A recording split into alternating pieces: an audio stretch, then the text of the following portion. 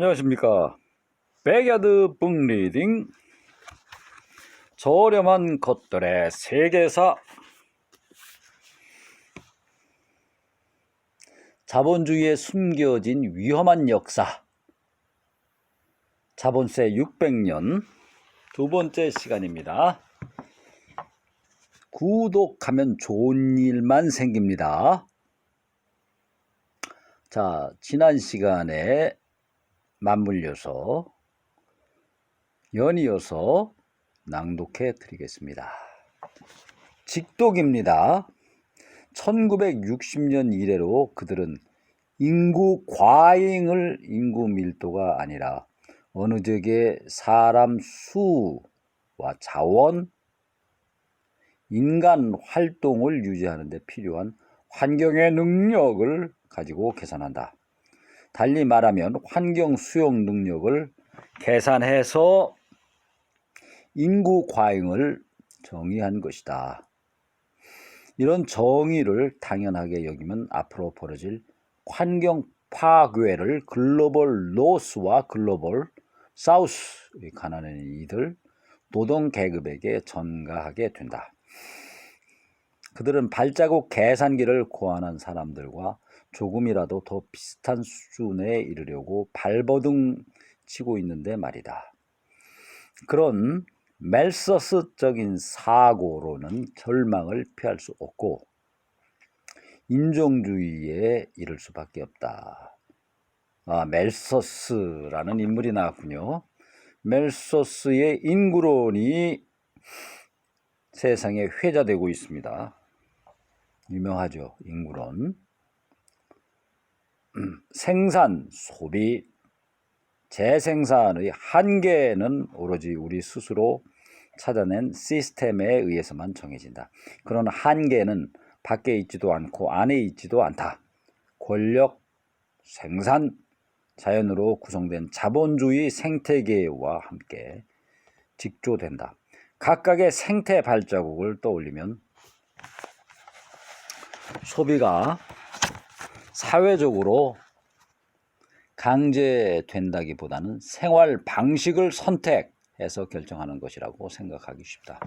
그러나 당신이 젠트리피케이션 때문에 오랫동안 살던 동네에서 밀려나 출퇴근에 1시간씩 걸리게 된다면 당신의 생태 발자국은 생활 방식을 스스로 선택한 결과가 아니다. 이를 자유로운 선택이라고 하는 것은 인클로저 때문에 쫓겨난 잉글랜드 농민이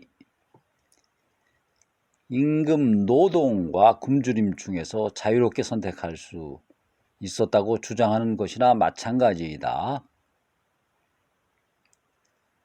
여기서 재미있는 용어가 두 개 나옵니다.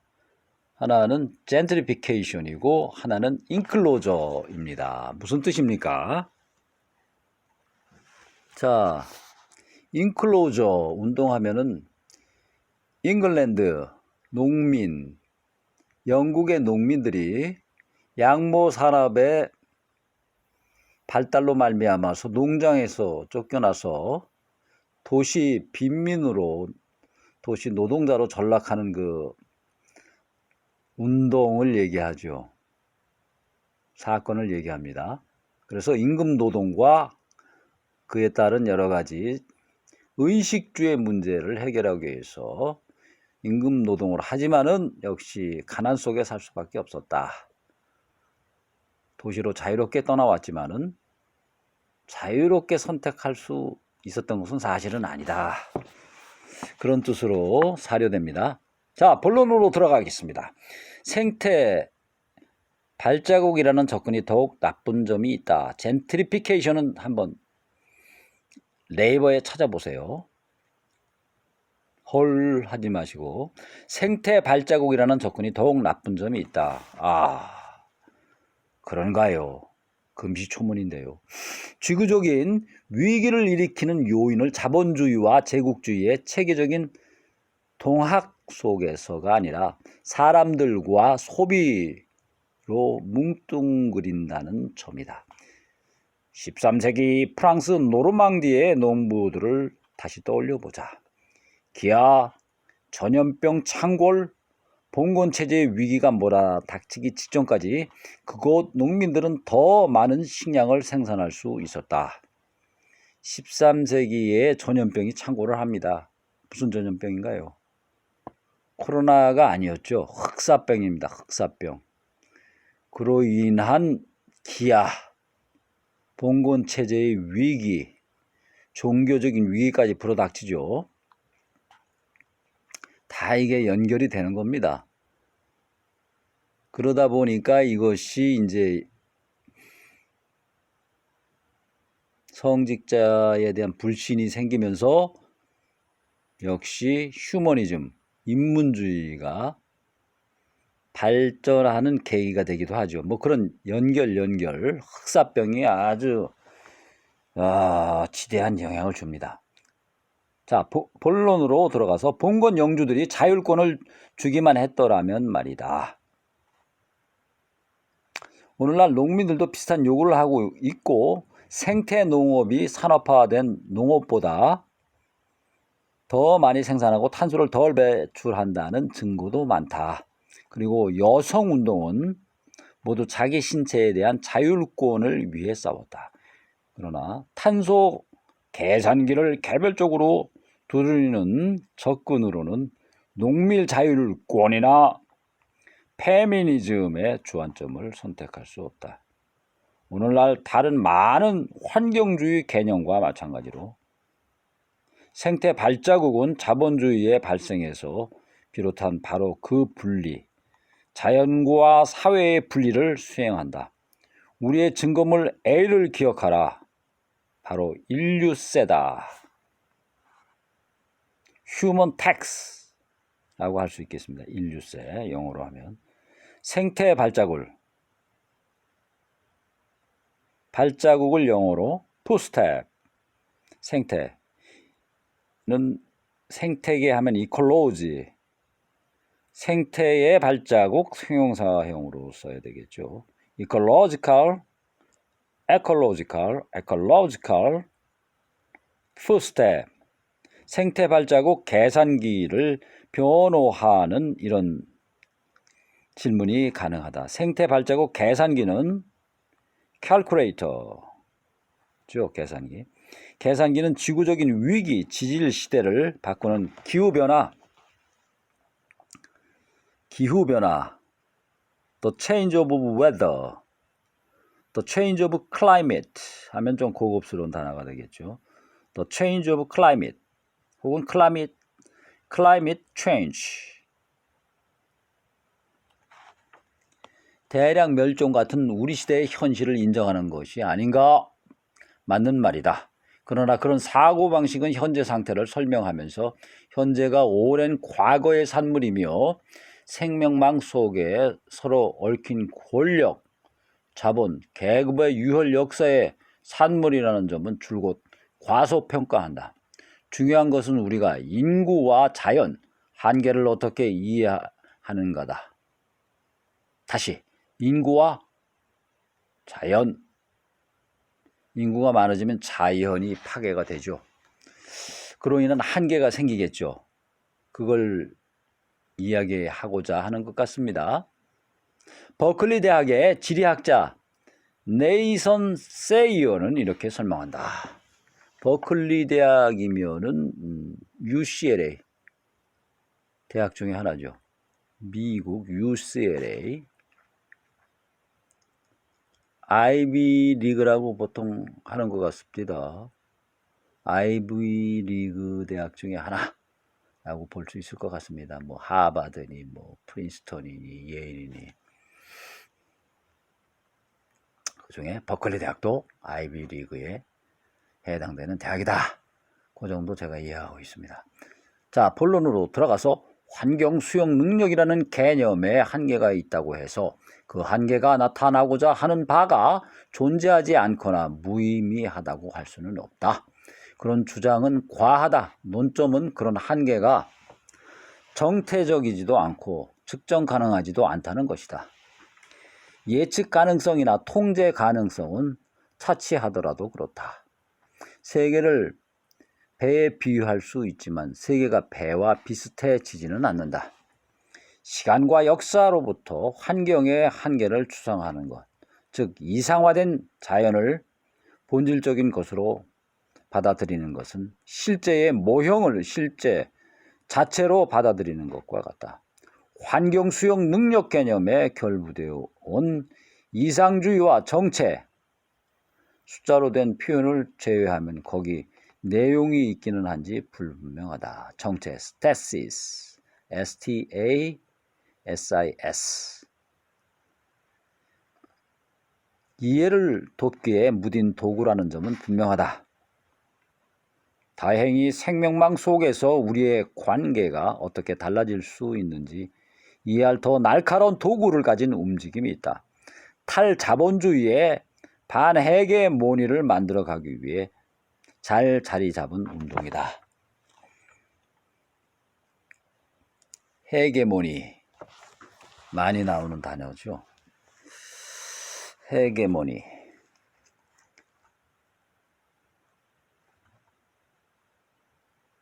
반헤게모니 하면은 이제 계급, 계층에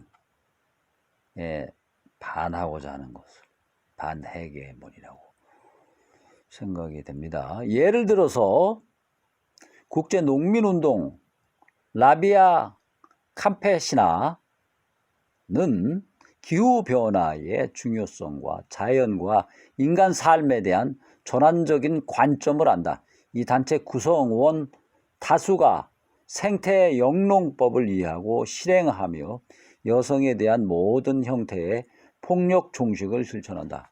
그뿐만 아니라 도농 격차를 좁히는 방법으로 융자, 곡물 저장, 에너지, 순회 교육의 필요성을 이해한다. 미국의 흑인 생명운동은 화석연료로부터 공동체 금융, 군사와 배상금까지 모든 이슈에 대한 정책을 갖고 있다. 장애인 권리운동은 공공장소에 대해서만이 아니라 인종과 성, 계급에 대해서도 비판을 제시해 왔다. 자본주의 생태계의 최전선에서 좋게 6세기를 견뎌온 아메리카 원주민 여성들은 그 폭력에 관심을 촉구하면서 가시화하는 활동을 벌이고 있다. 캐나다의 방관금지 운동과 미국 노스다코다의 스탠딩 락 운동은 탈식민지화, 식민 권력 반대 투쟁에 힘쓰고 있다.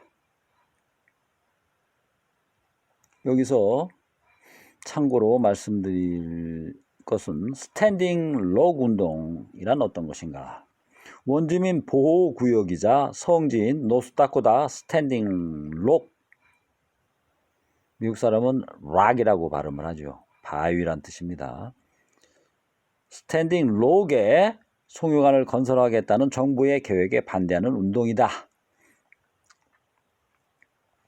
아르헨티나의 사회주의 여성운동 단체 빵과 장미 페니로사스는 여성 살해에 맞서고 있다. 그리고 기후변화, climate change죠. 탈출 전략에 대한 제안들은 연구자와 활동가를 조직하고 수렴하는 활동이 의미가 있음을 입증하고 있다. 이들은 자원을 완전히 재분배하는 것이야말로 자본주의를 넘어선 운동의 필수라고 여긴다. 자본주의의 프론티어에서 공동체들은 겹겹이 놓인 축적의 전선을 경험할 뿐만 아니라 이에 정하면서 복합적이고 체계적으로 대응하고 있다.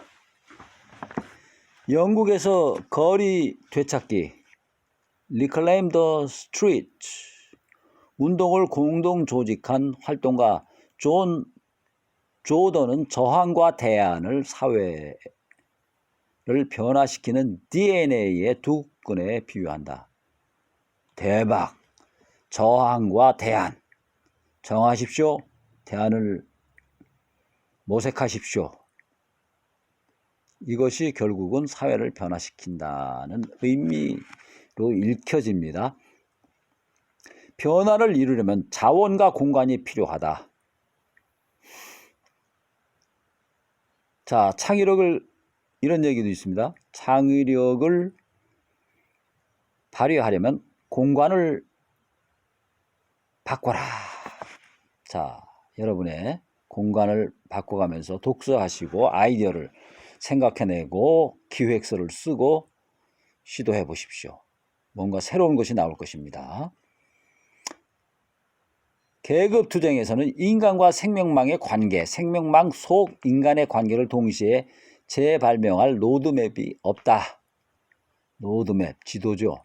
자본주의의 생태계가 이콜로지 시스템, 영어로는 자본주의 생태계가 우리를 이렇게 만들었다면 우리는 만들고 보살피는 새로운 방식을 함께 실행해야만 거듭날 수 있다.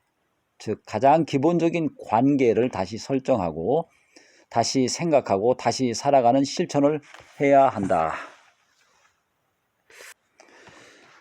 그 노력에 기여하고자 우리는 현재 진행 중인 활력 넘치는 조직화를 보완할 몇 가지 아이디어를 제시한다. 우리의 아이디어에 따르면 자본세보다 훨씬 긴 기간을 염두에 두고 과거와 현재를 다른 방식으로 인식할 수 있다. 언제 체제의 변화를 보나 절망할 수 있지만 혁명의 역사는 예상하지 못하고 불가능하다고 여긴 결과가 일어난 역사다. 미래의 인간을 포함한 우리 인간이 자본세 이후 지구의 나머지 부분과도 함께 번성할 수 있다는 담대한 약속이 있다. 이를 보상 생태라고 부르자. 이 개념은 잘 번역하기가 쉽지 않다. 프랑스어로는 인간이 손상시킨 환경을 복원하기라는 의미다. 그러나 그런 경로에는 결함이 있다. 자연이 복구될 수 있다는 아이디어는 과거 회귀적인 접근이고 집단 학살과 정복을 통해 전개된 원시 자연이라는 비전에 의존하기 때문이다. 우리는 여기서 더 크게, 더 다르게 생각한다. 자본주의 생태계가 세계를 어떻게 만들었고 우리가 생각하고 행동하는 능력을 어떻게 만들었는지를 기억하는 방식으로서 보상을 활용한다. 또 생명망과 다른 방식으로 상호작용하는 방법을 배우는 방식으로서도 보상을 활용한다. 우리는 결단코 보상을 금전적인 의미로만 생각하지 않는다. 우리가 말하는 보상은 피해를 찾거나 자본주의 생태계 때문에 가장 고통받는 사람을 찾아내는 것이 아니다. 그러나 유일한 잘못이 지금 태어난 것인 사람들, 여성, 원주민, 기후변화와 환경오염의 피해를 입은 사람들이 있음을 안다면, 그리고 이 문장을 읽는 모든 사람의 행위가 모여 그들의 삶을 더 악화시킨다면 우리는 어떻게 다르게 살 것인가? 그런 프로그램의 개요에는 인식, 보상, 재분배, 재상상, 재창조가 포함되어야 한다. 감사합니다. 지금까지 브루스 리였습니다. 구독해야만 좋은 일이 일어납니다. 상상하십시오. 좋은 일을. 외치십시오. 좋은 일이 일어난다고. 감사합니다.